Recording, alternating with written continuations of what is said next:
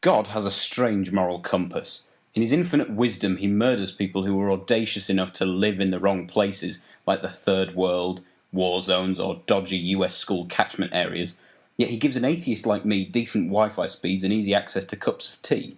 What I'm trying to say is, I get a little uncomfortable around religion, what with all the, evidence to the contrary. It was a problem I had with Lucifer. While that show revolved around the devil, it still very much had its tongue up the big cloud magic man's arse. But the other side of that coin seems to be Preacher. While it seems to enjoy the occasional theological blowjob, it actually explores the darker sides of religion.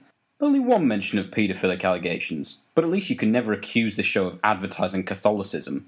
Jesse Custer is a small-town preacher in Texas or some other sandy, shooty place, I'm not sure exactly where, who's cursed with the power to make people do as he says using the word of God. His dark past catches up with him as he slowly grows less and less pious and more manipulative and murdery. The lead character is played marvellously by a British actor, just like Lucifer. I'm sorry to keep drawing parallels between these two similar shows, so how about something different? I liked Preacher. I'm aware that it probably doesn't compare to the graphic novel because it's a TV show, but still I winced and chuckled a couple of times. I laughed at this a lot more than I laughed at Lucifer, and that was trying to be a comedy. Every acting performance is great, and I had real fondness for Cassidy. I enjoyed every scene with him. Yet another English actor, but playing Irish. Well, American Irish. This explains the sometimes cartoonish accent, and the fact he does at one point start singing Molly Malone. As daft as that is, I still found it charming. In fact, that kind of echoes throughout the whole show. I found the whole thing quite charming. I certainly preferred it to Daredevil because it has a rather important characteristic. It's self-aware. Self-awareness helps me forgive a few sins of the show, and is actually an important factor of TV that gets forgotten way too often. It's an important quality in life as well. I hate critics. At least I accept that no matter how bad any program is, it's still never as bad as I am as a person. It's this self-awareness that makes me the perfect human being. As I say, the show still has sins. While I understand that the dark story and humour are still very much themes, they don't always marry together successfully.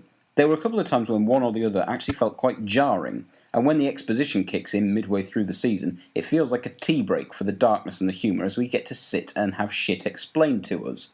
I understand that it's necessary, but there could have been a more organic way of doing it.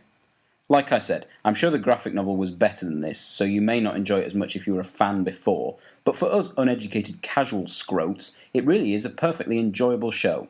Bit too gaudy at times, but still entertaining. Nice visual style, decent fight choreography, and a pilot episode that's actually a good representation of the show, rather than an embarrassing barrier to entry. So I think we can all get together and say that this show is actually rather good, if a bit mixed up in places. Maybe as well as that we can sing songs about how rather good it is, possibly chant cult-like praises, and while we're at it, let's never watch any other shows no matter how quite good they may be. Let's also judge others for their programme choices. Oh, and gay people, let's judge them. I arbitrarily think that'll make Dominic Cooper love me.